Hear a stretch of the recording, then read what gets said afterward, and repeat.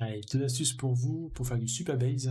Alors, Supabase, pour faire simple, c'est un BAS, un BAS, un Back as a Service, qui permet de gérer une base de données Postgre, que ce soit avec du WebSocket, que ce soit avec de l'API, que ce soit avec une librairie, etc., etc. Ouais, c'est en fait si vous connaissez Prisma, c'est un ORM complet aussi qui peut vous faire ça tout bien, et qui vous gère aussi toute l'authentification.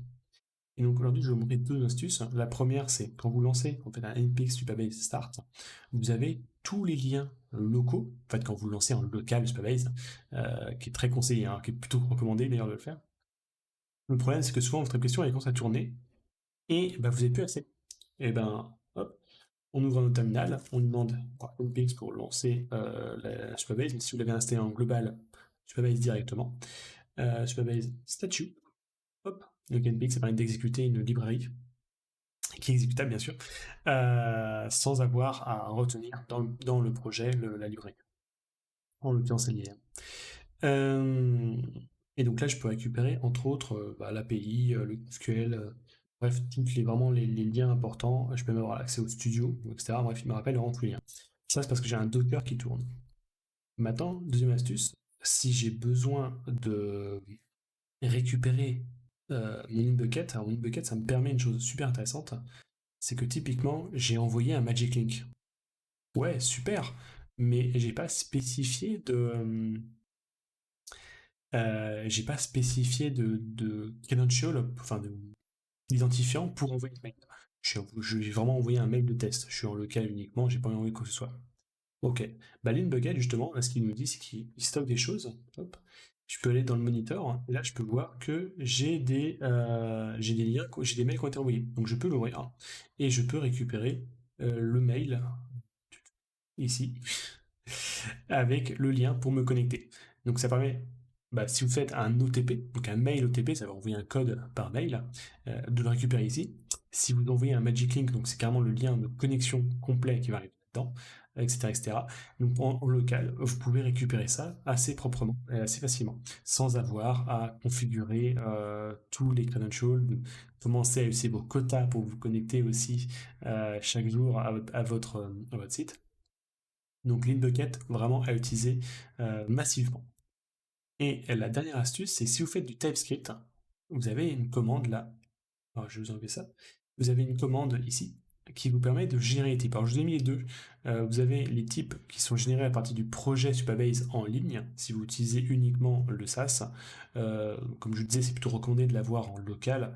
Donc la petite commande qui va bien, en fait, elle lance. Alors moi je suis sur PNPX, mais ça revient au même que NPX pour le coup, pour s'assurer qu'on appelle la librairie qui va bien.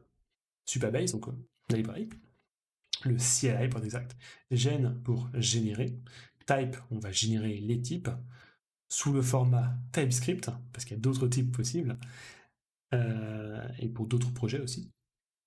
Je le fais en local, donc je vais utiliser le Docker qui run. Ça va se baser sur Supabase, la config que vous avez. Donc là, je ne vais pas vous montrer parce que c'est un projet d'un collègue. Mais il va se baser en fait, si là j'ai réussi à faire un Supabase start, donc là c'est le statut, mais derrière c'est le start qui a été fait, s'il a marché, c'est qu'il arrive à récupérer ces données-là, donc il va pouvoir récupérer tout ce qui est bien. Et enfin, je lui dis où l'envoyer, donc là c'est pour lui dire que le flux qui est retourné, normalement ça arrive dans la console, bah là je veux le renvoyer vers le type Supabase, donc j'ai ouvert ici, et ça vous fait, comme dans Prisma, si vous avez l'habitude de l'utiliser par exemple, tous les types de votre base de données directement. Donc vous évitez beaucoup d'erreurs grâce à ça. Et bon, on arrive déjà à la fin du petit astuce que je voulais vous donner pour Supabase. Donc là, TypeScript, immanquable. Vous êtes obligé d'utiliser la génération de type. Même ou après l'optimiser avec du CI, avec du local, avec ce que vous voulez, mais à utiliser fréquemment.